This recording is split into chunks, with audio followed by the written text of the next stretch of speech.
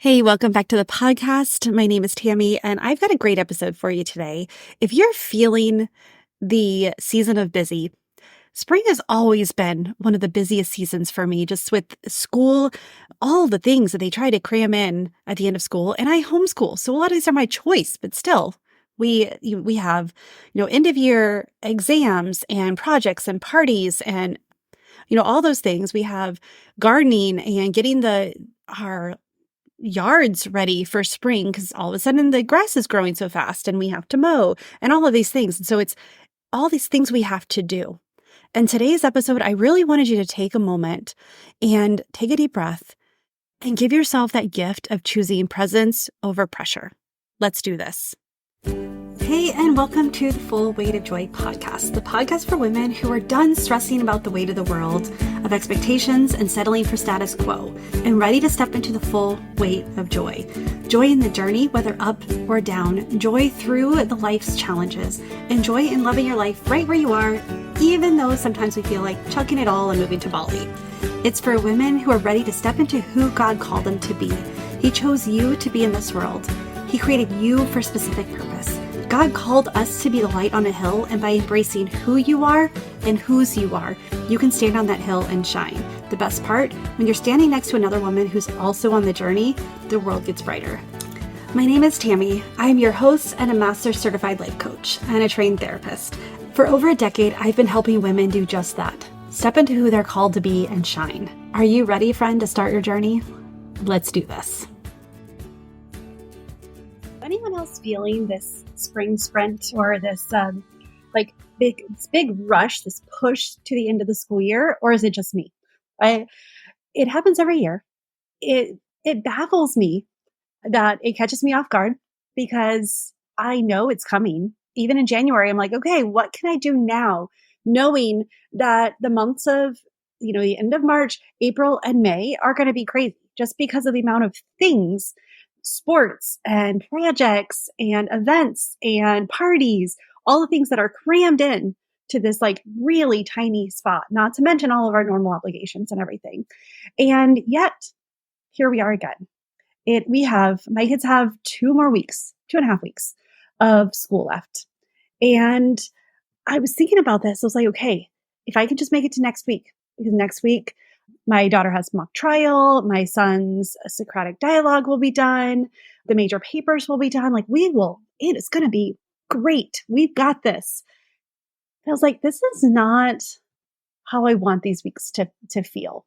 This is not how I want every year at this time. And, honestly, I only have 5 more of them, of this spring sprint kind of things, because my daughter's going out of 8th grade. And so she's got, after this one that I'm counting because I'm still in it, I've got 4 more.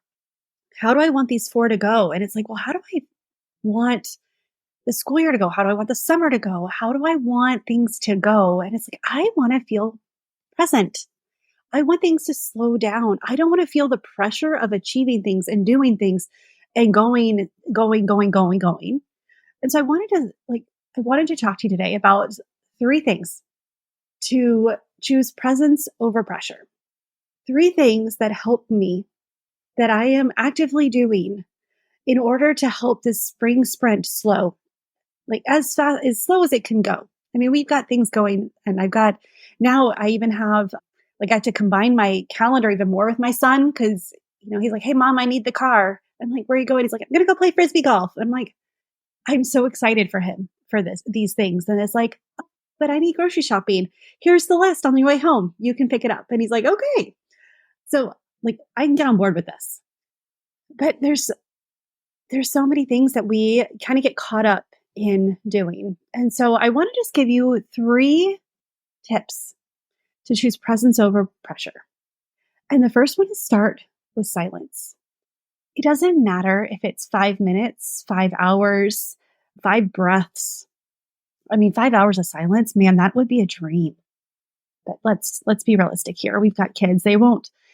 If they allow us to have 5 hours of silence, it typically means they're doing something that we don't want them doing.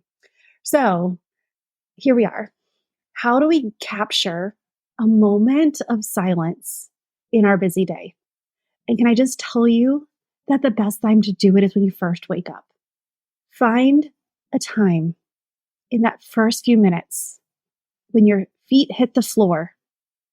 Grab a coat, grab a blanket. Go if you're cold, you're hot natured and you want it to be, and you like the colder weather. Like it's still chilly in the mornings here, so but go and stand outside just for a few moments and be silent and be present with the moment. Like really just sit and think about what's important.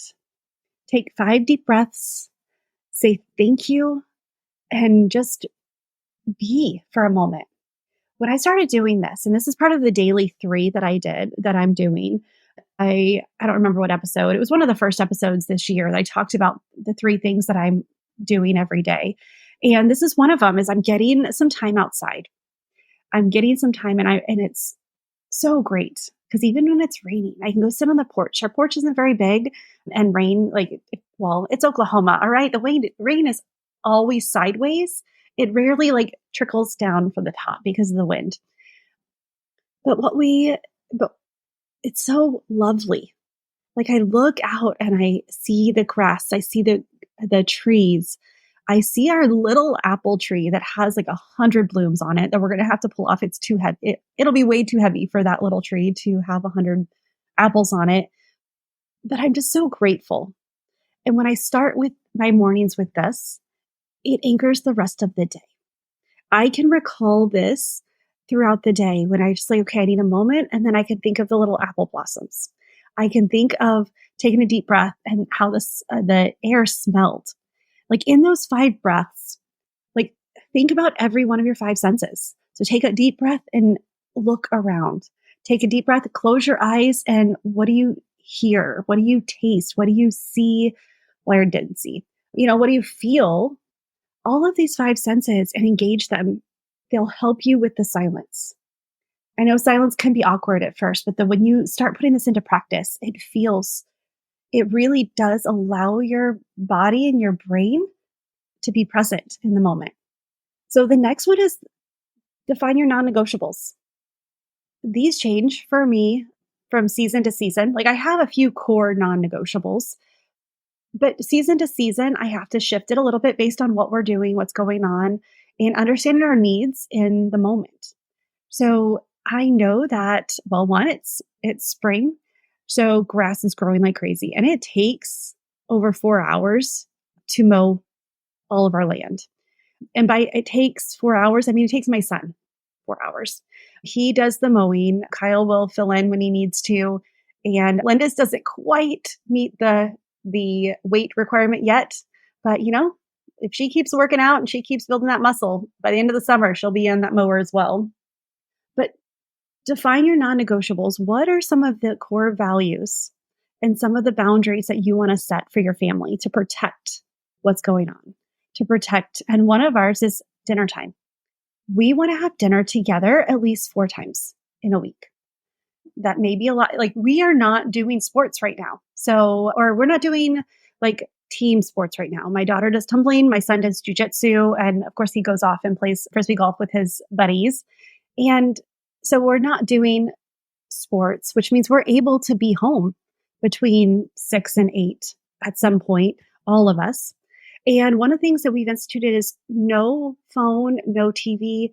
We can put some music on, but from 6 to 8 p.m., it's a non-negotiable, no electronics. They can play their video games right after. It's okay. I still give them their time, but we're trying to bring some presence into the house. We're trying to bring some downtime, some together time, some let's do this. Let's do life together instead of just being in the same house together. And so that was one of the non-negotiables. One of the things also non-negotiable that we've instituted, and we're struggling with this. So though I say it's a non-negotiable, it's an argument and it is a struggle, but we do no electronic Sundays. So after church, we don't get on electronics. We try to have all our work done for the week. So that way we don't really have to check our phones. Kyle's fence business, sometimes some of his guys call. My kids know that if they're going to talk to someone on the phone, they can use the phone for a short time, but we're not even going to text, or it's really about connecting. So some of these non negotiables have been helping me because even if they don't do it, I'm still trying for myself to set the example. And also, I just want the benefits of it. And so that's allowed me to have presence over pressure, knowing that it's like, okay, let's get things done. And then I can take a break. Then I can rest. Then I can enjoy that. And I'm telling you, like, it's not as easy as you would think. There's times that I'm like, man, I just want to touch my phone. But I know that the phone gives me to-do lists.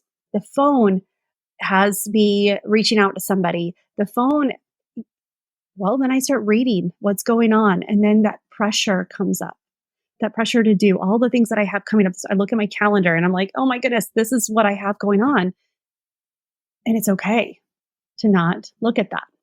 I realize like on Saturday, preparing for Sunday, I'll make sure I have like look over the week and I see what's coming. Is there anything that I need to do to prepare that I can do without electronics? Then I can do that the next day. Is there anything that I need to have done that with electronics? So I need to get that done on Saturday. And really, I need to get that done on Friday. But by having your non-negotiables, by understanding your core values. And so all of those non-negotiables they're connected to the core value of family, of being present. They're connected with the core value of having peace in the house. So that's why those boundaries, those non-negotiables, are ones that Kyle and I put into place, and and of course the kids they don't see the benefit in them, but they're kids, they're teenagers. Though they know everything, they know nothing, and in 20 years they'll figure that out. But for right now, it's our non-negotiables that set the boundaries for them. So what are 3 non-negotiable values that you can bring into your life that enable you to have presence? So I said start with silence. So go outside, take 5 breaths. You have time for 5 breaths. If you don't have time to go and take 5 breaths, like it really, you can do that you can do it quick, like the quick 5 breaths, or you can, draw them out. But really, we're looking at 2 minutes. Like even if you really draw them out and you take time to walk outside and then walk back, we're looking at 2 minutes. Do you have 2 minutes that allow you to release a lot of the pressure for the day? That puts your mind in a state of peace and calm before the chaos. If you do this, and if you do make this a regular practice, it gets easier. Maybe you can look for 4 to 5 minutes of it. But I look forward to this moment. There are days like today, I had my jacket on because it was a little chillier. But even that, because I know it's humid by the midday. And then defining that non-negotiable is really helping me center myself. Again, there's a lot of things. My kids are teenagers. There's a lot of things that I can't make them do anymore. There's things that I can. I know I'm mom, but a lot of times that I want them to make their choices. I want them to make the right choices. And so I put obstacles in their way to help them see that my way's better.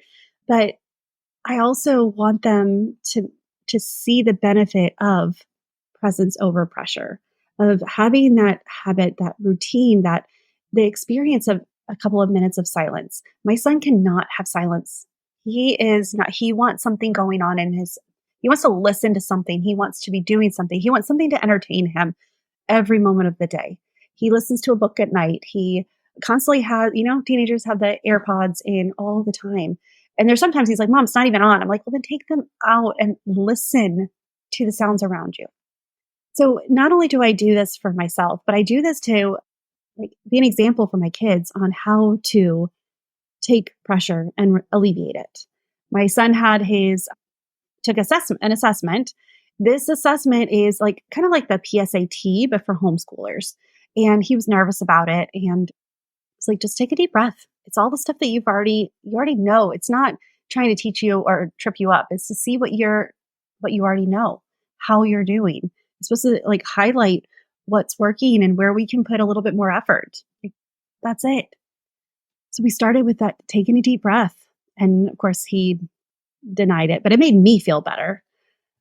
But then after he's like, yeah, when I just When I breathed through the process, it wasn't as bad. I was like, okay, good. So glad you thought of that. And then the non negotiable. And then the third one is, excuse me, is mindful engagement. So naturally, our minds want to keep us busy. They want to keep us moving, keep us doing busy work and not necessarily accomplishing what we want to accomplish. Our mind doesn't want to get silent. When we are silent, that is when we can hear the Lord. That's when we can hear, it's when we can hear our own desires. There's so many times when I'm trying to choose presence over pressure. A lot of times I need to actually decide what I want. And if there's so much chatter going on in my brain and so many things, busy work happening, a lot of times I have to get quiet to say, okay, what do I actually want in this moment? Do I want, complete silence? No, I want my family around me. Okay, well then I put up with this and this. It's like, okay, once I acknowledge it, it changes the perspective. When I acknowledge, like, no, I actually need complete silence for a few moments, or I need to be left alone, or I need to do something with my hands because I have anxious energy. And when I acknowledge what I want or how I'm feeling, if I'm feeling anxious, what is causing it? Why? And by having this mindful exercise of just listening to your heart for a moment, and this is best done in silence, but practice just being in the moment and asking yourself, what do I want right now? I'm like, oh, I really want an apple. I would not have known that. I just would want something to eat. But when I stop and take a moment, I want an apple, which is way better for you than the cookie I probably would have grabbed. But if you practice that mindfulness and asking yourself, okay, take a deep breath. I know that there's a lot of pressure on me right now, but what is it that I need? And verbalize it. Like, say it out loud. There's something that happens when you say it out loud, and you don't just say it loud. You can say it into a mirror. You can say it into, like when I drive, I talk to myself a lot when I drive. It's actually a time that I can work out things. I will pray. I also, and I, a lot more now. I used to use that as my call time, which I do miss talking to my friends, but I've been using it as a time to really just recenter. And there's times that it's silent, which I do enjoy. But now that I don't do as much driving, it's been because we are not doing the sports and things. But I still look forward to that time where I can drive and just be alone with my thoughts for a moment. When can you be mindful? Like, pick a day, look at your calendar and pick some moment in your day that you can do it completely present. Have lunch and think about the textures of your lunch, the flavor, the crunch. What does it sound like when you eat it? But when we practice this mindful engagement, when we practice being intentionally mindful, and this starts with that silence. So all of these kind of all go together, really. You can do them in the first like 5-10 minutes of waking up, and you can do them all at once if you wanted to, or you can split them up. Really, I try to do them throughout the day to re-anchor, to recenter. At noon, I have an alarm that goes off that says, take 5 minutes to breathe. And I do this just to remind me, and no matter what I have going on, and I have got some busy things, trying to help my daughter with her mock trial, help my son go over his Socratic dialogue and his all the other things. Like, half the things I don't even know what he has going on. He will just start rattling things off to me, and I look like I know exactly what he's doing. And then I'll just ask him a question, and he's like, "Oh, no, you're right. Thank you. Bye." I'm like, "Okay, good." And it's usually a question of, "How do you feel about this? Is this your best work?" And he's like, "Yeah, I think it is." I'm like, "Okay, great. Good job. I thought so too." But that 5 minutes allows me to put everything aside for just a moment. All of the creating podcasts, so I tried this before. There's things that God's put on your heart that you really don't see how it's going to play out, but he won't let it go. And so you're like, okay, God, I'll stop trying to figure it out, and I'm going to let you show me. And so I know that many of you I've been trying to launch this membership Shine. And actually, I'm kind of embarrassed about it because I do know, I know the purpose of it. I know what the intention of it is. And I know why God has put it on my heart. but I haven't seen how it's possible, how he wants to lay it out, how he wants to do it. And I have been trying to do it on my own accord and it hasn't worked. And yet he hasn't let me release it. He hasn't let me set it down. And so I was talking with my coach and she said something that it just clicked between like what I have been reading about and realize that when we look at what we really want, it's like, I just want to coach. I want to help women live their purpose. I want to help them get away from all of like when they're ready to not be defined by your past. When you're ready to allow your latter to be better than your former. When you're ready to live a life of joy and fulfillment. Like I get so excited about this and it warms my heart. It inspires me. And it's what I love to do. And it's what I'm good at is helping women do this. And so something was said and then it was like, that's all you need to do for Shine is you just get to do that. And I was like, of course, of course. So I am going to, it's going to happen. And whether one person's in it or whether there's a million people in it, I'm going to show up faithfully and I'm going to get to serve in this way because I know that God's put on my heart for a reason. Someone needs this monthly membership and it's a monthly community. And we're going to work through some things. We're going to have like, it'll be simple. It'll be easy. Well, it'll be simple. The ease part is going to be decided on you. And I didn't really plan on talking about this. This is just something that, and I'll continue back with the 3 tips because it's already been 20 minutes. And this is like, oh, this is going to be a short podcast, but we need community. We need to constantly remember that we can choose presence over pressure. And that's what I want Shine to do. I want it to be a little bit of a breath of fresh air. I want it to be a space for you to be able to come to feel seen and heard and realize that you are unique and you can live your purpose. You are not your pain. Your purpose is not defined by your pain. Your story is not what you've been through. Your story is how you've overcome it. Your story is what you get to decide it is. And with this, how the impact that you get to make with it matters. So whether it is you're working this job that is not fulfilling and you want to see how you can make it more fulfilling, or whether it's you're divorced or widowed and you don't want that to be the story of your life. That's what Shine is about, is helping you be you, helping you discover how to live your purpose right where you are.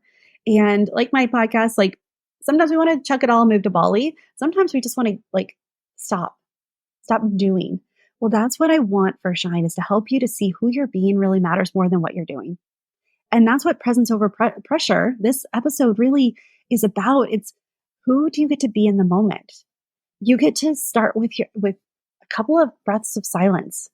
You get to define what is non-negotiable in your life, and you get to do it and implement it. And you get to give that to yourself as a gift, not as like sometimes we think of these boundaries as like, oh, don't cross my boundaries. But it's really, this is a life-giving exercise of, no, this is what I want for my family. Is I want peace. I want to be able to have a conversation. I want to laugh together. How do I do that? Well, by having dinner 4 times a week. We don't always get 4. That's why we have goals. We have set intentions. Because then if we get 3, that's a win. We get 2, great. If we get 5, holy cow, like celebrate that. And it's okay. But having that non-negotiable of we will spend time together as a family without electronics, without distractions, with just see what happens. That has allowed more presence in our life. And then that mindful engagement of taking some time and really being in that present moment, centering yourself on what you're doing. Like I said, it could be the cup of coffee that you're drinking. Just really enjoy it and think about like what it tastes like, what it feels like, what it smells like, how warm it is on, or if it's iced coffee, how cool it is, whatever it is. It could be eating something. It could be sitting outside on the ground and you feel it could be exercising. It could be while you're on the treadmill and you're just like, you know what? I want like feeling the steps on the treadmill, whatever it is. It doesn't have to be outside of what you're doing already, but just choose for that couple of minutes to really be in the moment with what's happening. Don't allow your mind to wander to the next thing until you've experienced that full 5 minutes. And then the extra tip I have for you, well, is journaling for joy. If you're not a journaler, that's okay.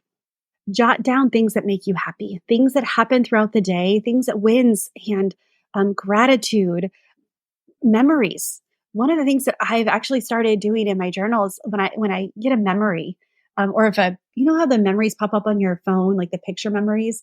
There's one of my daughter today that we were all outside in California, and I think she's probably 4. You can tell by her little chubby cheeks and her chubby legs.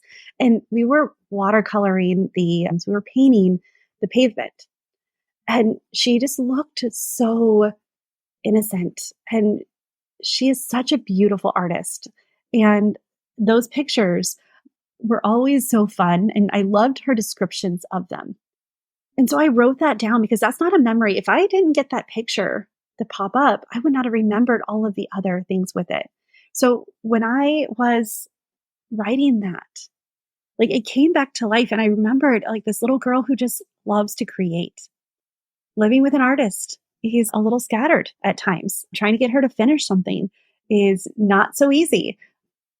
And when I look at that picture and the intention she had on that, I believe she was drawing like a house in flowers. And of course, the flowers were bigger than the house.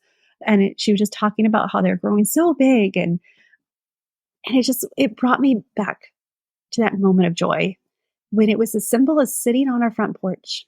I remember having a big glass of water, probably lemon water, and just watching her. And I think Isaac was riding his bike. He's not in the picture. I'm pretty sure he was riding his bike up and down the street. And that just brought like the simple life. That's what I want. I just want to sit and watch the kids do something they enjoy doing. I just want to sit and be. And so having that journaling for joy doesn't mean writing pages and pages. And it doesn't mean like just writing what's going on right now. Like write those memories when you have them. I need them because, the very next moment my daughter's yelling because her hairbrush broke and now she can't do her hair how she wants it. Like things, life happens. But when I can reconnect with this inner joy and gratitude, it allows for presence over pressure. We have to be intentional about this, ladies. We have to we are the directors. We are the creators of our home. If we want peace and calm and joy in our home, it starts with us. And though it's a big responsibility, it's also a wonderful responsibility. And we are the most equipped to do it because one moment we can be doing something and we can change the entire energy of the house by putting on a song and just dancing with the kids. We can change the entire energy of the song by changing our own perspective, taking a deep breath and handing out hugs. We have the power to change the entire day for everyone around us just by choosing presence over pressure for ourselves. So that's my challenge for you today is I want you to take a moment to choose. I was about to say pressure over presence. No, don't do that. See, now my brain is choose that presence. There we go. Sorry. Like, I don't know why all of a sudden my mind goes, but choose presence today. Start to do that actively and involve your family members and see how the energy in your house, see how the busyness, the spring sprint that we're trying to get to the end of the school year, see how it will slow down a bit when you soak it all in. And then you can see like what's really important here. My son, he's finishing 10th grade. That's important to recognize because next year at this time he's going to be finishing 11th grade. And if I don't soak this in, then I will I'll feel the pressure later to try to soak everything in more. So enjoy the moment, enjoy the day, and just take a deep breath. Enjoy the spring weather, whatever weather. I have friends who are still getting snow. I have friends who they're already going to the beach. So whatever weather you are experiencing, take a moment to enjoy it. What life have you seen through it? Our trees have filled up in the last 2 weeks. And I love it because We went from having, a clear view of our neighbors to now we have, we can't even see the houses around us. And it's so cool how that happens. And if I didn't actively notice it, it probably would have been another couple of weeks before I experience it, before I see it. And it would have been, I would have missed the process. Don't miss the process. Don't miss the journey. Don't rush to the end, because these moments and these day to day, like, this is what life is about. So with that, friend, I have a workshop coming up. I would love, love, love, love to have you there. It's how to discover your purpose and live it. We are going to talk about these, like, perfectionism, and we're going to talk about connecting with your purpose. Like, what's the purpose of your purpose? And what if you can't make drastic changes? What if you feel your purpose is to do, like, we'll talk about all of these things, but I just don't want to be there by myself. I had a couple people signed up, which I'm super excited about, and be on the lookout. How would having a community of women around you talking about living our purpose, bringing peace to our daily lives, having, like, somewhere to go and recognize that you are seen for you, how would that be in your life? How would you like a space like that? And to learn these, like, all these things that I teach and I share on my podcast, and I get to go deeper and I get to talk more about the hows to do it, the how-tos of doing it in Shine. And just like, think about how it would help, how it could really allow you to choose presence over pressure, how you can stop numbing out and step into, like, completely you, how you can have boundaries, and we're going to create core values, or identify, like, they're already in you. We just need to pull them out. But if you don't, like, you can Google it. But I'm telling you, all of that information out there, it just gets you more, the information overload. So I want to give you a space of, like, this works, and it works because I've had thousands of hours with clients where we've done the same thing. It's worked because it's how I discovered my core values and how I live them. We'll talk about, the possibilities are endless. I have been dreaming about this for years. I just haven't saw how it can all go together. And God's like, do it anyway. Do it anyway. I called you because there's women who need this. So if you're interested in, if you're getting excited about this, like I am, like, send me a message. Because I'm going to have a few people who are going to help me be the first in it, and we're going to do some cool. I'm not going to say anything else about that because I wasn't planning to share that just yet. I wasn't planning on sharing any of this, but then God says, do it. So I'm doing it. Well, with this, okay, I'm going to close. Come to the workshop May 9th, show notes, link. It's free. We're going to hang out. We're going to talk, and we're going to step into who God called us to be and shine. So with that, friend, choose joy until joy chooses you, and I will see you soon. Bye for now.